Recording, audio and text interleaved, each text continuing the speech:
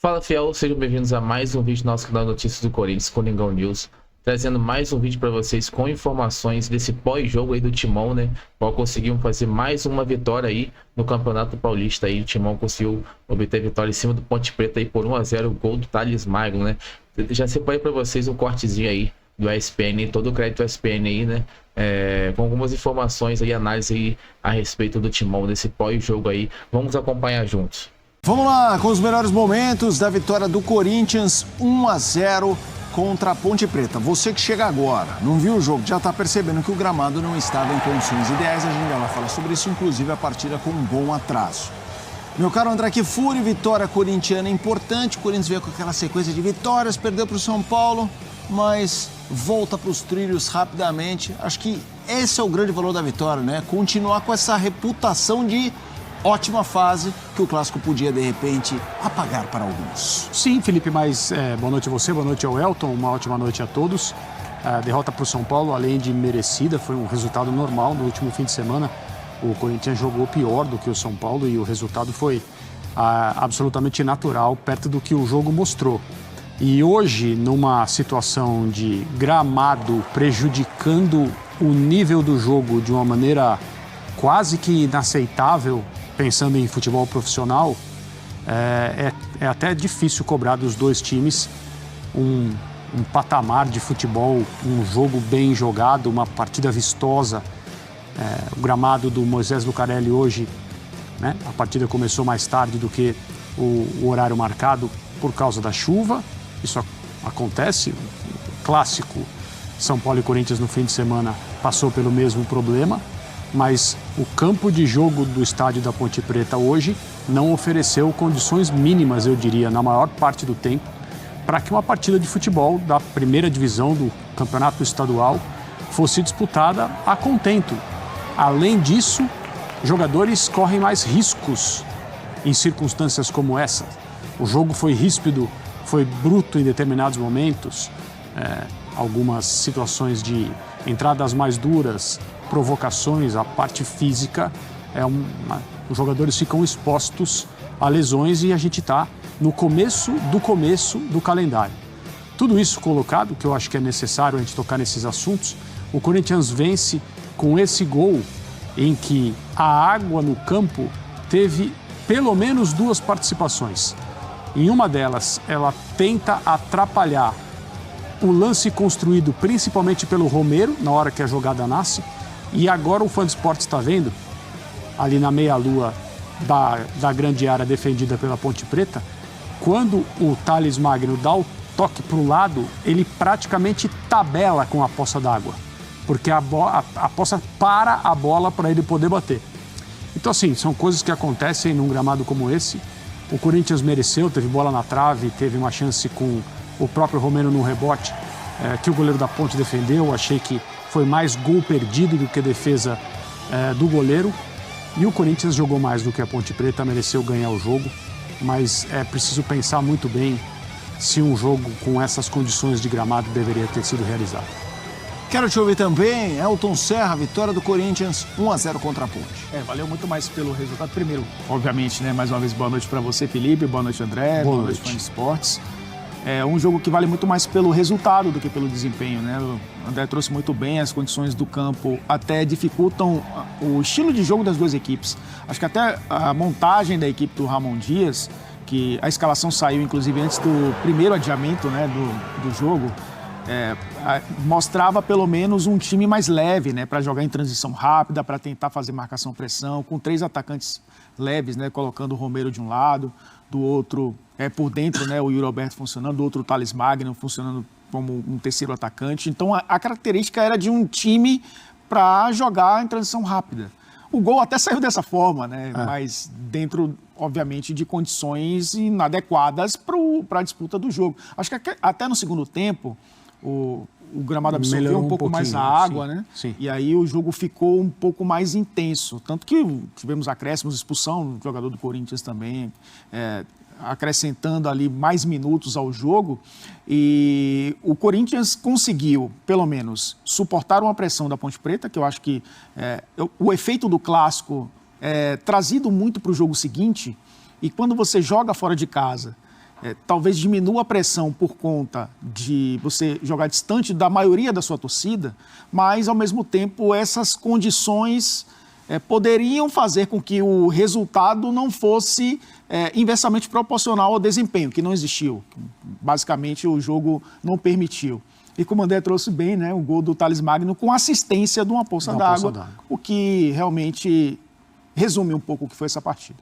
Até para a gente não estender sobre o gramado, mas é um ponto muito relevante. Acho que precisa ser mencionado, não pode não ser mencionado. Não, mas eu queria, até para matar, um caso como esse, retardar um pouco mais o início, ou realmente chegaria num momento que não tinha muito o que fazer, joga e é isso, porque a gente sabe que não tem data para passar para o dia seguinte, coisa e tal. Claro, a gente não vai ficar aqui também falando que é uma decisão fácil, seja da arbitragem ou delegado do jogo, as pessoas competentes, ficarem adiando jogos assim, como se, né, como se o calendário brasileiro comportasse datas vagas para realizar partidas que não aconteceram por causa desse tipo de coisa. Não estou dizendo que é uma coisa simples, existem compromissos comerciais com emissoras de televisão, são diversos, precisam ser respeitados, são muito valiosos, não se discute, né? A questão é, os jogadores têm condições de trabalhar, sim ou não? Estão expostos a um risco maior do que é razoável colocá-los, sim ou não? O que pensam os times, o que pensam as comissões técnicas, eu acho que tudo isso precisa ser levado em conta. Agora, talvez, né, o fã de esportes que assiste o Sport Center hoje esteja nesse momento falando, mas que ingenuidade da sua parte, ninguém se preocupa mesmo com a qualidade do espetáculo no futebol brasileiro de maneira geral, porque se fosse assim, o calendário não seria como é. Né? Os campeonatos não começariam no Brasil ainda mais cedo nesse ano de 2025 do que aconteceu nos anos anteriores. Então, de fato, não é uma decisão simples, mas os jogadores precisam ser levados em conta. Em última análise, a qualidade do jogo que é exibido, oferecido ao público, seja no estádio, seja pelas televisões, que pagam caro para poder exibi-los, tudo isso deveria ser pensado e colocado acima de qualquer outro interesse ou qualquer outra circunstância. E teve uma coisa interessante, né, Elton, porque o jogo teve uma primeira alteração de horário. O Corinthians solicitou que esse início fosse ainda mais retardado. O árbitro disse que não. E o Corinthians não apareceu. Não apareceu na hora. Que era 8h15, né? 8h15 ele não. O Corinthians quer 8h30. Não, 8h15 tá bom, então a gente aparece às 8h30. Desculpa, a gente ri porque, né, parece uma coisa não profissional. E não é profissional mesmo, né? Num ambiente supostamente profissional. Mas não é para rir, é sério, né? Se você solicita, olha, precisamos mais de 15 minutos, essa é a nossa opinião. E as pessoas que decidem dizem, não, o jogo vai começar a tal hora, você tem que estar em campo pronto para jogar a tal hora, né? Em qualquer lugar onde o futebol é respeitável do ponto de vista profissional, os acordos existem comerciais com televisões, emissoras de rádio, etc., para o jogo começar num determinado horário. E as equipes precisam respeitar isso. O Corinthians não poderia ter atrasado o jogo propositalmente. Elton. Os torcedores que vão para o estádio também, né? Claro. Alguns se programam para ir mais cedo para casa. O jogo, teoricamente, terminaria mais cedo. Os que conseguiram, nessa chuva em Campinas, ir para o Moisés Lucarelli. Eu acho que a gente tem, claro, colocar a questão do gramado no pacote. A gente está falando de um Corinthians que começa muito bem o campeonato em relação ao ano passado, por exemplo, né? Time que vem com uma campanha muito boa dentro do Campeonato Paulista. Por isso que eu acho que essas condições... A gente já viu muito Ramon Dias falar de circunstâncias além do jogo que influenciam no jogo, né? Questão de diretoria, por exemplo, né? A questão do Corinthians não estar tão tranquilo fora de campo, protestos de torcida, condições ruins de gramados no ano passado, por exemplo, calendário, logística, tudo isso entra na conta quando a gente vai analisar um jogo de futebol também.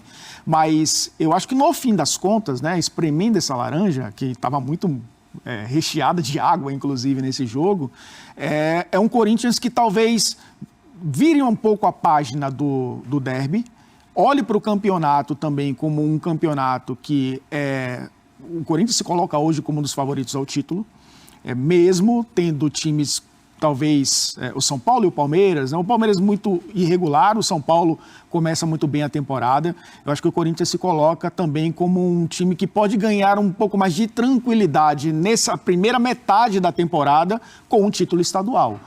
Pode não ser o mais importante do ano, pode não ser o mais importante da história do clube, mas pode ser um elemento de tranquilidade a mais para que o Corinthians consiga superar as adversidades que superou no ano passado, com a reta final muito boa.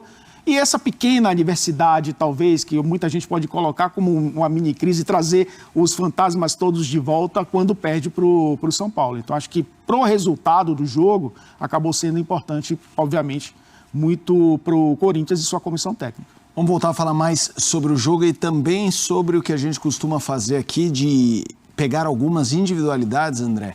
Você sabe, eu gosto de falar disso como eu vejo virada de ano, né? Dos reforços que não vêm através do mercado, reforços de jogadores que já estão no elenco e eventualmente não foram tão utilizados. Eu quero falar do Thales Magno, que é verdade, foi bem logo que ele chegou, logo que ele chega ele tem ali uma sequência, depois ele fica fora alguns jogos, aí chega Memphis Depay, outros jogadores, o Garro já estava, mas ele se machuca, ele fica afastado. E aí, naquela reta final, a participação dele na sequência nem foi tão determinante. Mas nos últimos 5 jogos ele já fez 3 gols, e é aquilo, claramente vai ajudar esse ano, estava lá, é um reforço. Já estando no elenco, eu queria que você falasse sobre o Thales. O que ele pode representar esse Corinthians? Com o calendário que o Corinthians tem, Felipe, a minha impressão é que muita gente que não é considerada titular nesse grupo atual, não só vai estar em campo em ocasiões importantes, como vai merecer um bom pacote de minutos, né? Isso aí parece aquela coisa de companhia de telefone celular, né? Pacote de minutos. Mas é isso, eu acho que o Thales Magno pode pensar em uma temporada com um papel importante no time do Corinthians, embora hoje as vagas no setor de ataque elas estejam preenchidas por jogadores que estão à frente dele, né? O Yuri Alberto, principalmente com o Memphis Depay, que são 2 figuras meio que inquestionáveis em relação à capacidade e titularidade. Agora, ele já demonstrou, como fez no início da sua passagem no ano passado, que tem um certo envolvimento mais íntimo, com bons momentos, com gols importantes. Ele logo que ele veio para o Corinthians, ele conseguiu gols no início, fez boas partidas, se envolveu em lances interessantes. Todo mundo no Corinthians lamentou quando ele se machucou, e aquilo que a gente sempre diz, não existe hora certa ou errada para um jogador se machucar, é sempre péssimo, mas aqueles que vêm numa boa fase, ou logo no começo, né, quando chegam a um clube, quando a expectativa é maior e tem um bom início e acabam se machucando, é claro que se lamenta muito mais. Então, ele tá ali. O gol de hoje é um gol que dá ao Corinthians uma vitória importante. Eu tenho a impressão que a comissão técnica sabe como contar com o Thales Magno, por causa das características que ele tem. Não será fácil jogar muito tempo. Em condições normais, as vagas estão preenchidas por jogadores que são tecnicamente superiores a ele, mais gabaritados e com maior capacidade de influência, mas ele está ali. Ele já demonstrou que quando o time precisa, pode acreditar na capacidade dele. Quero te ouvir também sobre Thales Magno, Elton. Eu acho que, acrescentando, né, o que o André trouxe, é um jogador que, pelo fato de ter retornado ao futebol brasileiro e a passagem dele curta anterior, ter deixado uma boa impressão no Vasco, principalmente, ele chegou com uma responsabilidade de mostrar, talvez, muito mais do que mostrou na sua primeira passagem, num time que estava ainda em fase de encaixe, né? E quando o time se encaixou, ele acabou se lesionando, ele naturalmente perdeu espaço e virou um jogador de rotação. Eu vejo hoje o Thales Magno como um jogador ali importante para determinados momentos do jogo, vez ou outra ser titular dessa equipe. É claro que há uma disputa sadia dentro de qualquer grupo para um cara que chega e tem uma sequência boa de jogos assumir uma titularidade. Isso vale para outros 3 jogadores, por exemplo. O Ranieri começou a temporada passada sendo um jogador importante na defesa e sendo uma válvula ali de saída de bola interessante do meio-campo, funcionando como primeiro volante e zagueiro. Superou aquela história de você não estar no Cuiabá, que o Mano Menezes trouxe, né, no início da temporada passada, e foi importante até determinado momento, até perder espaço também para jogadores que chegaram. Isso vale para o Coronado, que é um jogador que também chegou com aquela expectativa de ser um cara de articulação, de fazer o meio-campo funcionar bem. O meio-campo do Corinthians hoje funciona sem ele. E o próprio Ángel Romero, que é um jogador que entra e sai do time. Hoje, talvez o jogo não lhe favoreceu. Acho que favoreceu mais o Ranieri até do que ele, porque foi um jogo mais físico, jogo de contato, jogo de muita bola aérea, então precisou de um jogador como o Ranieri para ajudar na marcação. Mas eu acrescentaria esses 3 ao pacote Thales Magno. Eu acho que os 4 estão na mesma situação. Talvez o Thales Magno, obviamente, mais talentoso, né, do que os outros. O Corinthians, como outros clubes, fazendo aqueles famosos rodízios, né? E nesse começo de temporada, oportunidade para bastante gente ganhar algum valor, seja como titular ou seja como aquele reserva que entra em campo.